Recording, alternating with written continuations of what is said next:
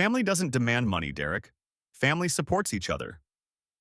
I stared at my boss Marcus across his glass desk. The desk that cost more than 3 months of my salary. In the office with the view. The office I'd helped him afford by working myself into the ground for 3 years. So that's a no on the raise? I asked. He leaned back in his leather chair, gave me that disappointed dad look he'd perfected. I'm just surprised you'd even ask, after everything we've done for you. Everything they'd done for me. I'd worked here for 3 years. Started as a junior developer at 25 with a salary of 55K. Now I was 28, making 65K and basically running the entire technical infrastructure of TechFlow Solutions single-handedly. But sure, everything they'd done for me. I've been here 3 years, I said calmly. I've built our entire backend. I manage deployments. I handle client integrations. I'm on call 24/7. Market rate for my position is 95,000. I'm asking for 85. Marcus sighed. Actually sighed. Like I'd asked him to donate a kidney. Derek, you're thinking like an employee. We need you thinking like a founder, like family. I'm not a founder. I don't have equity. Yet, we're planning a stock option program. You've been planning it for 2 years. These things take time, but when we IPO, if you IPO, his face hardened slightly. We gave you a chance when you had no experience. Do you remember that? I remembered. I remembered working 60-hour weeks as a junior developer while doing senior-level work. I remembered every weekend I'd spent fixing production bugs. Every vacation day I'd canceled because something was on fire. I remembered missing my girlfriend Emma's birthday because Marcus called with an emergency that could have waited until Monday. Missing my best friend's wedding because we had a critical deadline. Missing my own life. 3 years of 60 to 80-hour weeks. 3 years of being available 24/7. 3 years of just one more sprint, and we'll make it up to you later. Later never came. I do remember, I said, and I've more than paid back that chance. I'm asking for fair compensation. Fair? Marcus stood up, started pacing. His tell when he was about to launch into a speech. You want to know what's fair? Fair is that we trusted you with critical systems. Fair is that we believed in you. Fair is that we treated you like family. There it was again. Family. I'd heard it hundreds of times. When I asked about overtime pay, we're family, we all pitch in. When I mentioned burnout, family supports each other through tough times. When I tried to take a vacation, family doesn't abandon ship. Family was Marcus's favorite word, because family worked for guilt instead of money. Marcus, I appreciate the opportunities I've had here, but I need to be paid what I'm worth. What you're worth? He stopped pacing, looked at me like I'd slapped him. Derek, do you know how many developers would kill for your position, for the experience you're getting? Then hire one of them to replace me. Silence. The words hung in the air between us. His face went through several emotions in rapid succession. Shock, confusion, anger, then back to disappointed dad. You're quitting? Over money? I'm quitting because I asked for a reasonable raise and you made it about loyalty instead of value. I can't believe you'd do this to us, to the team, to me. I pulled an envelope from my pocket. I'd written it last night, after Emma had fallen asleep, after I'd spent another evening answering Slack messages instead of watching the movie we'd started. I set it on his expensive desk. 2 weeks' notice, effective today. Derek, I'll train Kevin as much as I can in 2 weeks. But honestly, Marcus, you should probably hire at least 2 people to replace me. Maybe 3. You're being dramatic. I'm being realistic. I've been doing the work of 3 people for the salary of 1. That's not sustainable. For me or for you. He sat back down. Picked up the envelope. Didn't open it. Just stared at it like it was a bomb. You'll regret this. Nobody else will appreciate you like we do. I almost laughed. Appreciate. They appreciated me so much they paid me 30% below market rate and expected 24/7 availability. We'll see. I walked out of his office. It was 2:47 p.m. on a Wednesday. Normally, I'd stay until at least 7 or 8, Fix whatever fires had started. Prep for tomorrow's deployment. Answer the inevitable quick question Slack messages that turned into hour-long debugging sessions. Not today. I went back to my desk. Kevin, the junior developer Marcus had hired 2 months ago, was typing frantically, headphones on. Jenna, our other developer, was in a meeting. Through the glass wall, I could see her nodding along to whatever the product manager was saying. I opened my laptop, started working through my task list. Nothing urgent, just normal Wednesday stuff. At 4:45 p.m., I saved everything. Started my shutdown routine. Kevin looked up. Heading out early. Actually heading out on time, for once. But don't we have that staging deploy at 6? We do. You should handle it. Me? But I've only done like 2 deploys and you supervised both. Good time to practice. The documentation is in the wiki. We have a wiki? I paused. No, we don't, actually. Then how do I figure it out? That's what I had to do. His face showed panic. Derek, I can't just... I felt a twinge of guilt. Kevin was a good kid. This wasn't his fault. Look, I said, I gave notice today. I'm working normal hours now. 9 to 5. If you need help with the deploy, ask me tomorrow morning. But it needs to go out tonight. Then Marcus should have hired more people, or paid me enough to keep working these hours. See you tomorrow, Kevin. I shut down my laptop, closed it, unplugged it. For the first time in 3 years, at exactly 5 p.m., I walked out of TechFlow Solutions. My phone buzzed before I reached my car. Marcus, we need to talk about this. I silenced it. Another buzz. Marcus, don't make any hasty decisions. Silenced. Marcus, think about the team. I turned off Slack notifications. Put my phone on, do not disturb. The drive home was surreal. It was still light out. There was no traffic because I wasn't leaving at 8 p.m. like usual. I actually caught green lights. Emma was in the kitchen when I walked in at 5:30. She was pulling vegetables from the fridge, hadn't started cooking yet. She literally froze when she saw me. What happened? Are you sick? I quit. The bell pepper fell from her hand, bounced on the counter. You what? I gave notice. 2 weeks, starting today. She came around the counter, stared at me like she was checking if I was real. Derek, what happened? I told her everything. The meeting with Marcus, the raise request, the family doesn't demand money speech, the notice. When I finished, she was quiet for a long moment. Then she hugged me. Hard. The kind of hug that said things words couldn't. I'm so proud of you. Really? She pulled back. Her eyes were wet. Derek, you've been miserable for a year, working every weekend, missing dinners, missing life. I was starting to forget what you looked like when you weren't exhausted. I didn't realize it was that obvious. It was that obvious. You fell asleep during a movie last week, at 7 p.m., before the opening credits finished. I remembered that. Barely. I'd been up until 3 a.m. the night before fixing a production bug. I thought I was handling it. You were surviving it. That's different. She squeezed my hands. Do you have something else lined up? Yeah, DataSync Inc. They reached out last month on LinkedIn. I've been interviewing. And? They offered me $110,000, plus bonus, 40-hour weeks maximum. They actually have documentation requirements, real work-life balance policies. Derek, she smiled. Actually smiled. The real one I hadn't seen in months. That's amazing. Why didn't you tell me? I didn't want to jinx it, and part of me thought, maybe Marcus would come through. Maybe I was wrong about everything. But you weren't. No, I wasn't. We made dinner together. Actually made it together, not me showing up at 9 p.m. to eat whatever she'd saved for me. We talked.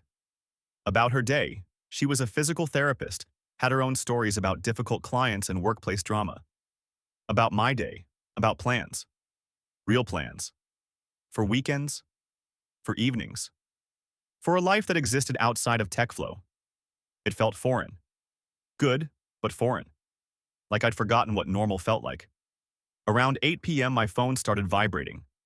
I'd left it on the counter, face down, but I could see the screen lighting up.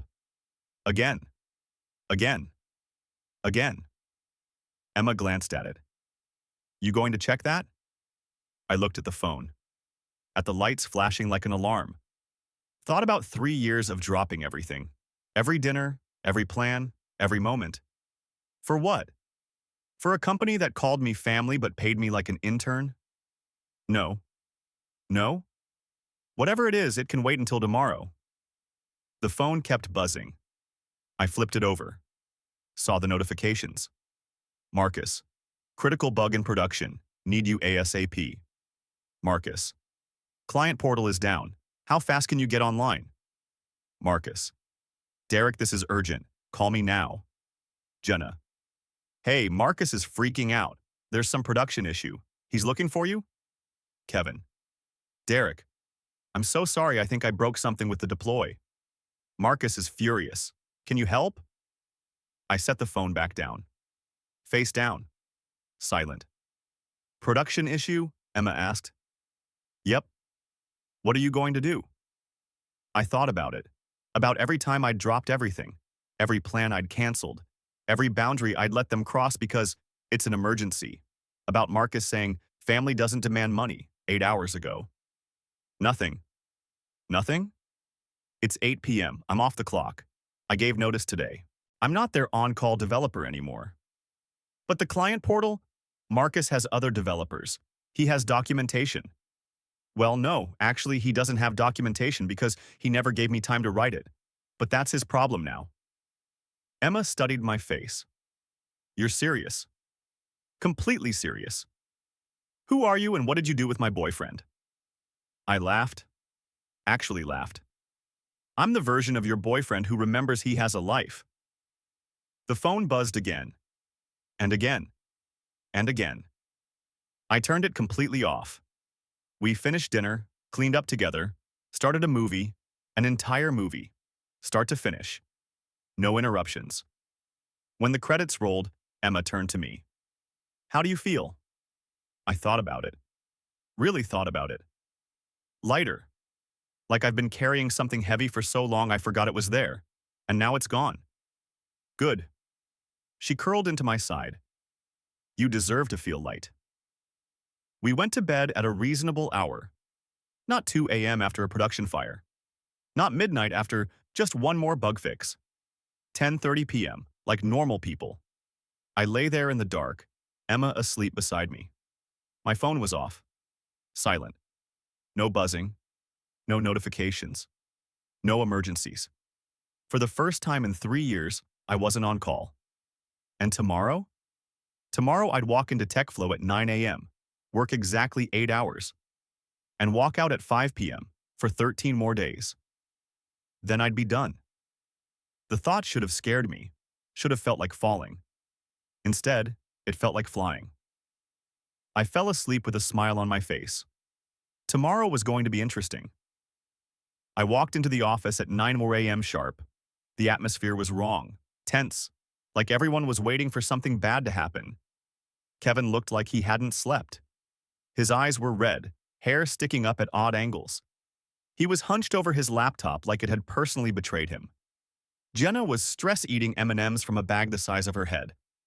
Marcus's office door was closed, but I could hear his voice through the glass. Angry, defensive. I made coffee, sat at my desk, opened my laptop like it was any other Thursday. Kevin appeared beside me before I'd even logged in. Derek. Oh, thank God. I need your help. Morning, Kevin. How'd the deploy go? His face crumpled. It didn't. I mean, it did. But then everything broke. The client portal went down. Authentication stopped working. 3 different clients called screaming. That's rough. Marcus and I were here until 3 a.m. trying to fix it. We got it mostly working, but I think I made other things worse. Probably, he blinked. That's it? That's all you're going to say? Kevin, I told you yesterday I'd help you this morning. It's now morning. Show me what you did. He pulled up his terminal. I looked at the deploy logs. Okay, first problem. You deployed to production instead of staging. What? No, I used the deploy script you showed me. That script deploys to production. The staging script is different. Why are they different scripts? Because Marcus said maintaining one script that could deploy to multiple environments was over-engineering. Kevin stared at me. So instead of one flexible script, you have multiple separate scripts that do almost the same thing? Correct. That's insane. Welcome to TechFlow. I walked him through rolling back the deploy. Fixed the authentication issue. He'd accidentally overwritten the environment variables. Got the client portal back up. Took about 45 minutes. Kevin looked relieved and exhausted, and like he was questioning all his life choices. Thanks, Derek. I don't know what I would have done without you. You would have figured it out eventually, or Marcus would have paid someone to fix it. Marcus doesn't want to pay for anything. He said we should leverage our internal resources. I'm sure he did. Marcus's door opened. He came straight to my desk. Derek, my office, now. I followed him in. He closed the door. Hard. Where were you last night? Home, watching a movie. We had a critical production bug. The client portal was down for 4 hours. I heard, Kevin told me. You didn't answer any of my messages. Correct. Do you understand what that cost us? 3 clients called threatening to leave. We had to give one of them a month of free service to keep them. That's unfortunate. He stared at me. That's unfortunate? That's all you have to say? Marcus, I gave notice yesterday. I'm working normal business hours now. 9 to 5. If there are emergencies outside those hours, you'll need to handle them with your other resources. You are our other resources. You're the only one who knows how everything works. Then maybe that's the problem. What's that supposed to mean? It means you built a company that depends entirely on one person working 80-hour weeks. That's not sustainable. That's a disaster waiting to happen. We're a startup. Everyone has to wear multiple hats. I've been wearing the entire hat store for 3 years, at 30% below market rate, while you told me family doesn't demand money. His face flushed. I was trying to explain our cash flow situation. You were trying to guilt me into accepting less than I'm worth. And it worked. For 3 years. It doesn't work anymore. So what now? You're just going to let the company burn? I'm going to work my contracted hours, train Kevin as much as possible, and leave in 12 days. What happens after that is your problem. This is incredibly unprofessional, I almost laughed. Unprofessional is expecting 24/7 availability without appropriate compensation. Unprofessional is building critical systems with no documentation because you're too cheap to give me time to write it. Unprofessional is calling someone family while paying them like an intern. I offered to talk about the raise after I quit. That's not an offer, Marcus, that's panic. He sat down, rubbed his face. He looked 10 years older than yesterday. Derek, please, can we start over? Can we negotiate? No. Why not? Because yesterday you had the chance to treat me fairly, to value my work. Instead, you made me feel guilty for asking. That told me everything I need to know. People make mistakes. This wasn't a mistake. This was a pattern. 3 years of underpaying me, overworking me, and calling it family. I stood up. Now if you'll excuse me, I have work to do. And at 5 p.m. I'm leaving, whether things are on fire or not. I walked out. Jenna rolled her chair over as soon as I sat down. You okay? That looked intense. I'm fine. How are you doing? Honestly, questioning everything? She lowered her voice. I was here until midnight helping with the production fire. Marcus kept saying it was all hands on deck. But I'm salaried. I don't get paid extra for that. No, you don't. And this morning he sent a Slack message about commitment and startup culture and how we all need to step up with you leaving. Let me guess, he's not offering to pay anyone more to step up? Nope, just more guilt about being team players. Sounds about right. She was quiet for a moment. Can I ask you something? Sure. How did you do it? Work like that for 3 years? I thought about it. I didn't have a choice, or I thought I didn't. I was junior when I started. I thought this was normal. That if I just worked hard enough, proved myself enough, eventually it would get better. But it didn't. No, it just got expected. Marcus got used to me solving every problem, handling every emergency, working every weekend. It became the baseline. And when you asked for fair compensation, he made it about loyalty instead of value. Jenna looked at her screen, at the Slack notifications, at her calendar full of meetings. Huh. What? Nothing, just thinking. Around 11 a.m., I was deep in code when Kevin appeared again. Hey, Derek, I'm trying to understand the big tech integration.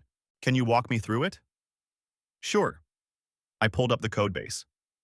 Okay, so this integration is custom built for their data pipeline. It pulls from 3 different sources, normalizes the data, and pushes to their warehouse. Is there documentation? No. Tests? Also no. Comments in the code? Some, from 2 years ago. Half of them are wrong now. Kevin looked like he might cry. How does anyone maintain this? They don't. I maintain it. Or I did. But I'm supposed to take this over? That's the idea. Derek, I don't mean to be dramatic, but this is impossible. There's no documentation anywhere. Everything is custom built. Nothing has tests. It's like the entire company is held together by you knowing things. Yes, that's not sustainable. I've been saying that for 2 years. What did Marcus say? That documentation was a nice to have, but shipping features was priority. That we'd get to it eventually. But you never got to it. Because there was always something more urgent. Some client emergency, some new feature Marcus had promised without consulting engineering. Kevin sat back. I'm starting to understand why you quit. Yeah? This place is a disaster waiting to happen, and you were the only thing preventing it. Correct. And now you're leaving in 12 days. 11 and a half. Oh my God, we're screwed. You personally? Or the company? Both? I don't know. I've only been here 2 months. I don't even know half of what you built. To be fair, Marcus doesn't know half of what I built either. Jenna rolled over. I heard my name. What's happening? Derek's explaining that nothing is documented and we're all going to die, Kevin said. Ah, cool. I figured. You figured? Kevin looked at her. Kevin, I've been here a year. I've watched Derek handle every single production emergency, every integration issue, every weird bug. If he's not here, she shrugged, we're toast. Has anyone told Marcus this? Derek probably has, multiple times. Marcus doesn't listen. I nodded. I tried to hire more people last year. Marcus said we couldn't afford it. But he can afford this office? Jenna gestured at the exposed brick, the fancy coffee machine, the standing desks. Appearances matter to Marcus. Paying people fairly doesn't. We sat in silence for a moment. So what do we do? Kevin asked. You? I said. You learn as much as you can in 11 days. You take notes, you ask questions, and then you update your LinkedIn and start interviewing. Seriously? Kevin, they're going to expect you to do my job for your salary, which I'm guessing is maybe 60,000? 55.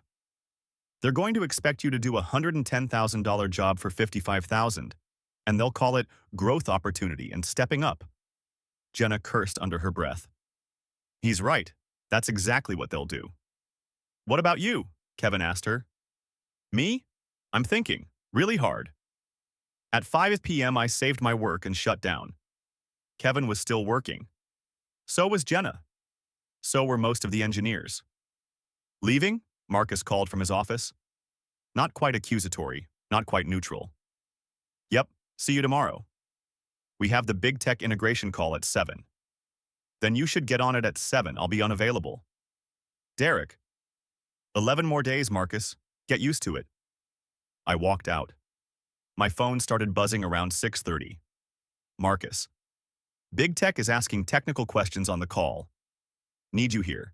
They're threatening to escalate to their CTO. This is serious. Derek, you're going to cost us this account. I was at dinner with Emma. Real restaurant. We'd been planning it for a week and I'd actually made it. Work? She asked. Yep, another emergency. You going to answer? I looked at my phone. At Marcus's messages. At the familiar guilt trying to creep in. then at Emma, at the menu, at the normal life I'd forgotten existed. No? You sure? Completely. More messages came in. Marcus, this is a 500K annual contract. Don't do this. Marcus, I'm begging you. Just one call. 1 hour. Marcus, name your price. I showed Emma the last message. Name your price? She raised her eyebrows. Is he serious? Apparently. What are you going to say? I thought about it. About 3 years of free overtime. About every weekend I'd lost. About every plan I'd canceled. About family doesn't demand money. I typed slowly. Me. My consulting rate is 300 hour, 10-hour minimum, paid up front. If you want me on a call, Venmo me $3,000 before the call starts. Otherwise, figure it out yourself. Hit send. $3,000? Emma said. For one call? It's not one call. It's 3 years of unpaid overtime. This is just the down payment. He won't pay it. Probably not. We went back to our menus. Ordered. Talked about her day. She'd helped a patient walk for the first time after a surgery. About weekend plans. About normal things. At 6:54 p.m. my phone buzzed. Venmo notification. Marcus Brennan paid you $3,000. Emma and I stared at my phone. Holy crap, she whispered. He paid. He actually paid. At 6:58 p.m. I joined the big tech call. There were 12 people on it. Their VP of engineering, their director of data. Marcus, looking haggard. Kevin, looking terrified. Derek, Marcus's relief was visible. Thank you for joining. You paid for my time. I'm here. The big tech VP jumped in. Derek, we're having issues with the data pipeline. The normalization isn't working correctly and it's causing downstream problems. When did it start? Last night after a deploy. I looked at Kevin. He looked like he wanted to disappear. Kevin, did you deploy to production last night? Yes, but I thought, pull up the deployment logs. He did. I spotted the issue in 30 seconds. Okay, you deployed an old version of the normalization script, the one from 3 months ago. It's incompatible with the current data schema. How do I fix it? Roll back to the previous version, not the one you deployed, the one before that. Which one is that? Check Git history. Look for commit hash 7A3F5B9. Kevin scrambled. The big tech team waited. Found it. Deploying now. 2 minutes later. It's working. The big tech VP nodded. Good. Derek, we'd like to schedule a technical review next week. We need to ensure this kind of issue doesn't happen again. I won't be here next week. I've given notice. Silence on the call. You're leaving? In 11 days. Who's taking over the integration? Kevin. They looked at Kevin. Kevin looked like a deer in headlights. Has Kevin been trained on all the systems? We're working on it. More silence. The uncomfortable kind. TechFlow, we need to discuss this offline, the VP said. We'll schedule a follow-up. The call ended. Marcus immediately called me. I answered. Derek, thank you. That could have been a disaster. It was a disaster. I just fixed it. Can we talk about you staying? I'll match whatever you were offered, plus equity, plus... No? You didn't even let me finish? Marcus, you just paid me $3,000 for a 47-minute call because you're desperate. Yesterday, you told me family doesn't demand money. Do you see the problem? I was wrong. I admit it. You were wrong, and you had 3 years to be right. I'm done. I hung up. Emma was watching me. How'd it go? Fixed their problem in 47 minutes, made $3,000, got offered a raise in equity. And I said no. She smiled. I'm proud of you. Me too. We finished dinner, drove home. No phone calls, no emergencies, no guilt. Just a normal Thursday evening. With $3,000 in my account that used to be Marcus's, and 11 more days until I was free. Things were about to get very interesting at TechFlow, and for the first time in 3 years, I was going to watch it happen from the outside.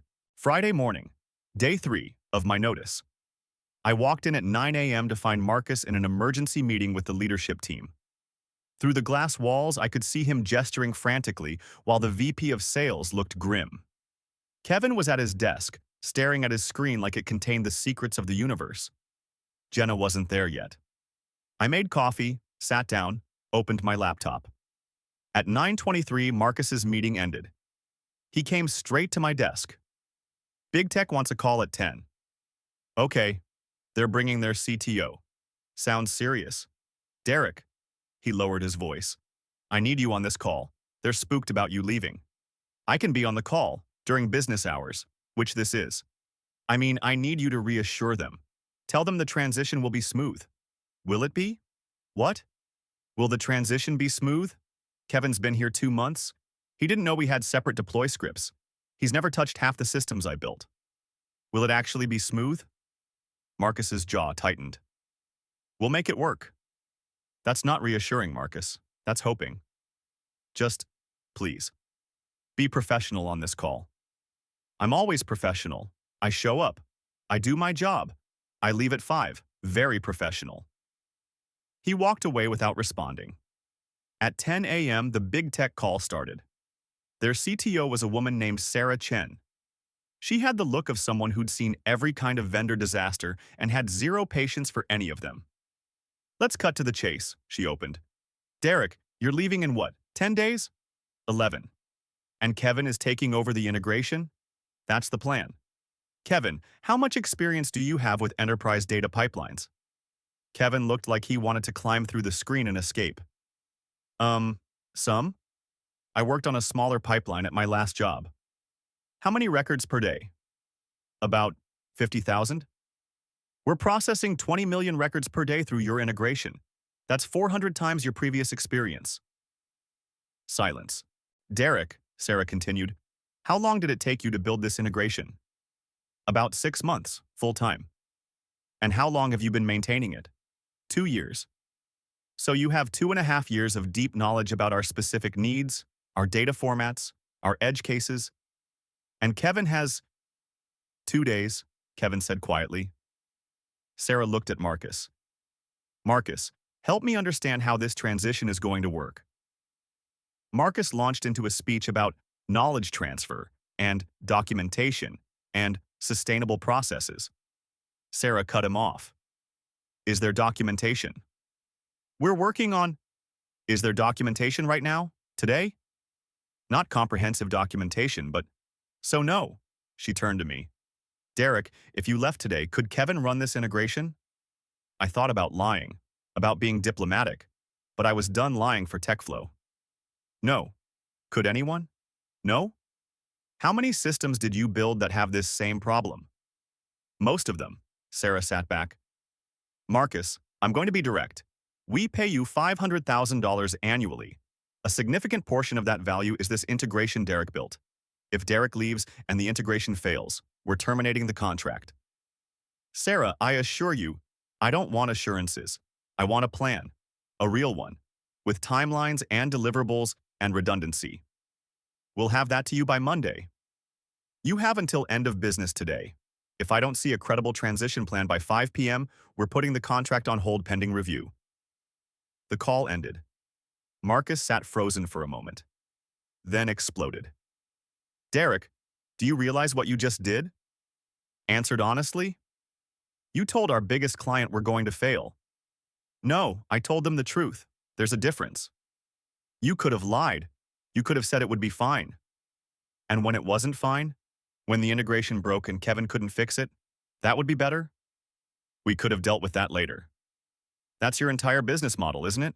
Deal with it later. Promise now. Scramble later. Hope Derek will fix it. That's not fair. It's completely fair.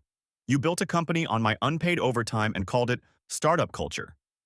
He looked at Kevin. Can you do this? Can you handle the Big Tech integration? Kevin looked terrified. I can try. But Derek's right. I don't know half of what he built. And there's no documentation, and I've been here 2 months. So that's a no. That's a probably not without a lot of help. Marcus turned back to me. Derek, please. I'll pay you whatever you want. Consultant rate, 300 an hour, 500. Name your price. No. Why not? Because this is your mess, Marcus. You created it by underpaying me, overworking me, and refusing to invest in documentation or additional staff. I'm not going to bail you out anymore. So you're just going to let the company die? I'm going to finish my notice period and leave. What happens after that is on you. I went back to my desk. At 10:47, Jenna finally arrived. She looked rough, tired, like she'd been up all night. She dropped her bag, sat down, stared at her screen. You okay? I asked. No, I was up until 2 a.m. fixing bugs. Then Marcus texted me at 6 a.m. about the big tech call. I'm exhausted. Why were you fixing bugs at 2 a.m.? Because Marcus said it was urgent, that we needed them fixed before the weekend. Did you get paid for those hours? I'm salaried. That's not what I asked. She was quiet for a moment. No, I didn't get paid. And you're making what? 70,000? 65. Market rate for your experience is about 90. She looked at me. How do you know that? I looked it up. Before I quit. I looked up everyone's market rates. Why? Because I wanted to see if it was just me. It's not. Marcus underpays everyone and compensates with guilt. Jenna pulled up her laptop, started typing. I saw her open a salary comparison site. Oh my God, she whispered after a moment. Yeah? I'm 25,000 below market. Yep. And I've been working 60-hour weeks for 2 years thinking this was normal. Also, yep. She closed her laptop, looked at the office, at Marcus's door, at Kevin, who was frantically trying to understand a codebase built over 3 years. I'm giving notice, she said. What? I'm giving notice. Today. Right now. Jenna. No, you're right. This place is a disaster. Marcus underpays us and guilts us into working free overtime. Nothing is documented. Everything depends on you, and you're leaving. What are you going to do? I have a friend at DataSync. She's been telling me to apply for months. I'm going to call her right now. DataSync? That's where I'm going. She smiled. Even better. Can I use you as a reference? Absolutely. At 11:15, Jenna walked into Marcus's office. I couldn't hear the conversation, but I could see Marcus's face go from confusion to shock to anger to panic in about 30 seconds. She walked out 5 minutes later with a printed resignation letter. Marcus followed her out. Jenna, please, let's talk about this. There's nothing to talk about. I'm underpaid and overworked. You told me it was startup life. Turns out it's just exploitation. I can give you a raise. You mean like you offered Derek after he quit? No thanks. I'd rather work somewhere that pays fairly from the start. You're abandoning the team. No, Marcus. You abandoned the team by paying us below market and expecting us to work ourselves to death for equity that will probably never materialize. She sat back down, started packing her stuff. Kevin watched this unfold with wide eyes. Is everyone quitting? He asked. Seems like it, I said. Should I quit? Do you have another job lined up? No. Then maybe wait until you do. But yes, probably update your LinkedIn today. This is insane. This is what happens when you build a company on guilt instead of fair compensation. By noon, the whole office knew. Jenna was leaving. I was leaving. Marcus was panicking. The VP of sales quit at 1:30, said she was tired of making promises to clients that engineering can't keep. At 2:15, Marcus called an all-hands meeting. Everyone crammed into the main conference room. About 30 people total. Marcus stood at the front, looking like he'd aged 5 years in one day. I know there's been some uncertainty lately, some changes to the team. Someone snorted. I think it was Jenna. I want to assure everyone that TechFlow is strong, we're growing, we're resilient, and yes, we're going to miss Derek and Jenna, but this is also an opportunity. An opportunity for what? Someone called out.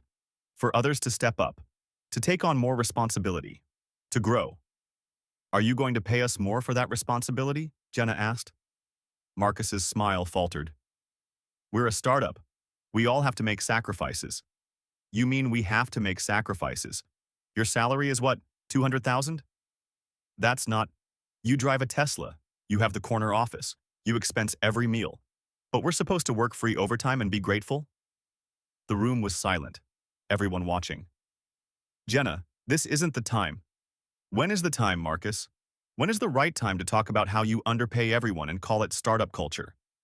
When is the right time to mention that Derek built this entire company and you paid him $65,000 while the market rate was 95? People started whispering, pulling out phones, probably looking up their own market rates. Marcus's face was red. This meeting is over. Yeah, Jenna said, standing up. It is. She walked out. Half the room followed her. At 4:30, an email went out from Big Tech. After review, we are suspending our contract with TechFlow pending resolution of technical leadership concerns. Effective immediately. $500,000. Gone. Marcus's door stayed closed for the rest of the day. At 5 p.m. exactly, I shut down my laptop. Kevin was still there, so were a few others. But the office felt different. Empty. Like everyone was already planning their escape. See you Monday, I said. Kevin looked up. Derek? Is the company going to survive this? I thought about it. About the lost contract, the fleeing employees, the non-existent documentation. Probably not. What should I do? Start applying to jobs. Tonight. Don't wait. But I've only been here 2 months. And you're about to be asked to do 3 people's jobs for 1 salary. Trust me, leave. I walked out. My phone buzzed on the drive home. Marcus, we need to talk about extending your notice. I'll triple your salary, please. Derek, I'm begging you. Don't do this to us. I didn't respond, because I wasn't doing anything to them. They'd done it to themselves, and I was just the first person to stop catching the pieces. When I got home, Emma had wine ready. How was your day? Jenna quit. Big Tech suspended their contract. The VP of sales quit. Marcus is panicking. Pretty good, actually, she laughed. You're enjoying this. A little bit. Is that bad?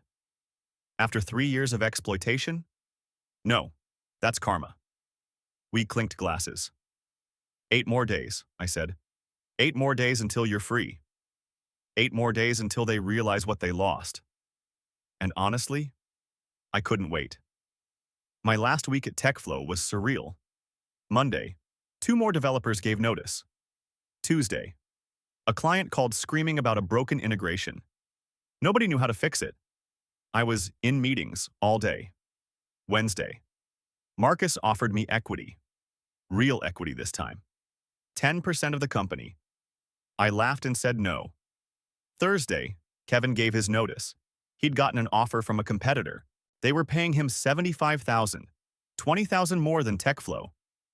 Derek was right, he told Marcus. I'm not doing 3 jobs for 1 salary. Friday, my last day. I came in at 9 a.m., worked on documentation. Not comprehensive documentation. That would take months. Just enough so I didn't feel completely guilty. At 4:30 p.m., Marcus appeared at my desk. So that's it? You're really leaving? Yep. I could still match DataSync. Whatever they're paying, I'll beat it. Marcus, yesterday you couldn't afford to pay market rates. Today you can beat 110? Where's this money coming from? I'd figure it out. That's the problem. You'd figure it out. You'd scramble. You'd promise equity that might never materialize. I'm done with promises. He was quiet for a moment. I didn't think you'd actually leave. Why not? Because you cared. About the code. About the systems. About making things work. I did care. That's why I stayed for 3 years while you underpaid me. But caring doesn't pay rent, and it definitely doesn't compensate for 60-hour weeks. I'm sorry for all of it. Okay? Just okay? Marcus, you're sorry because I'm leaving and the company's falling apart. If Big Tech hadn't suspended the contract, if Jenna hadn't quit, you wouldn't be sorry. You'd still be telling me family doesn't demand money. He didn't argue. Couldn't argue. At 5 p.m. exactly, I shut down my laptop for the last time, packed my desk, my coffee mug, the weird rubber duck someone had given me. Jenna came over.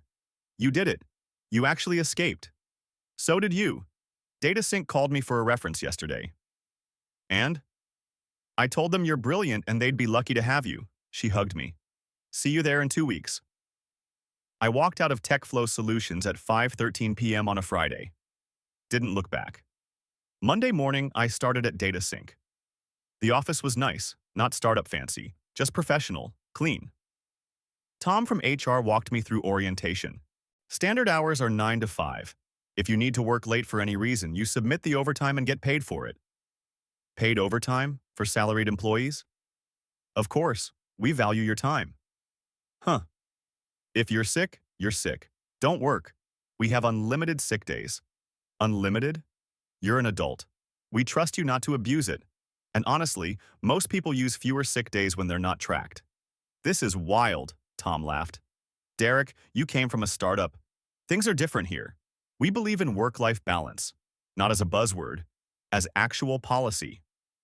My first week was onboarding, learning their systems, meeting the team, all of it during normal business hours. No late-night emergencies, no weekend deploys, no guilt. At 5 p.m. every day, people left. Just left. Without apology or explanation. And nobody acted like it was weird.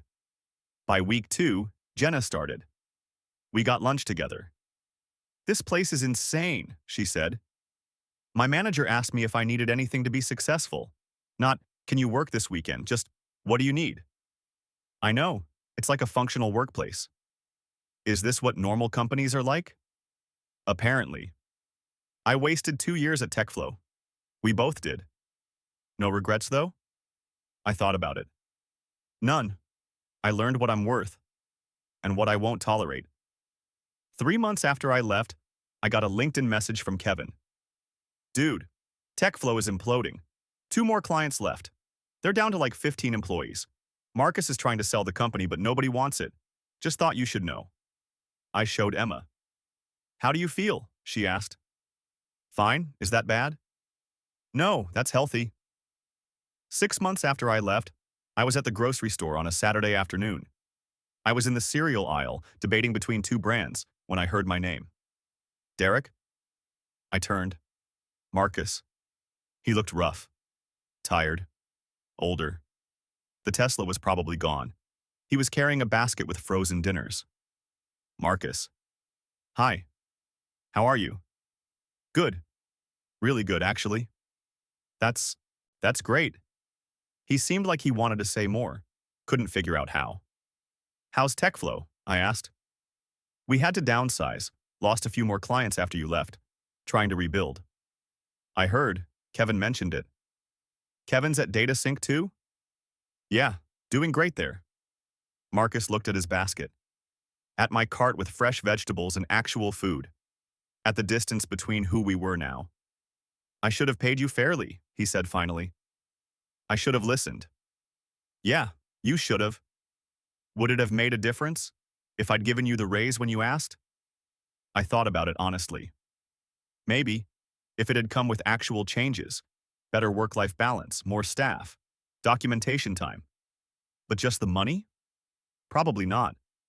Because the problem wasn't just the salary, it was the culture. He nodded slowly. I thought I was building a family.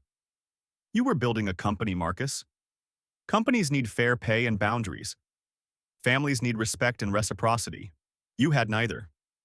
I know that now. Good. Maybe your next company will be better. If there is one. We stood there awkwardly for a moment. I should go, I said. Emma's waiting. Yeah, of course. He paused. For what it's worth, Derek, you were the best developer I ever worked with. Thanks. You just figured that out a year too late. I walked past him to the checkout. Didn't look back. That night, Emma and I made dinner together. Actual dinner, with vegetables and spices and thyme. Ran into Marcus today, I said while chopping onions. How was that? Weird. He apologized, said I was the best developer he ever had. What did you say? That he figured it out too late? She smiled. I'm proud of you. For leaving. For knowing your worth. Me too. My phone buzzed. Work email. I glanced at it. Promotion offer. Senior engineer. 130K base plus bonus. 6 months at DataSync. Already making more than I would have made at TechFlow after 5 years. I showed Emma. You're taking it, right? Obviously. We finished cooking. Ate on the couch. Watched a movie start to finish. At 9 p.m., my laptop was closed. My phone was silent. My weekend was actually a weekend. And somewhere across town, Marcus was probably working late, trying to save a company built on exploitation and guilt. But that wasn't my problem anymore. I'd learned what I was worth. And I'd learned that family doesn't demand money. Real family, the kind worth having, demands respect. Everything else is just a job. And jobs should pay fairly.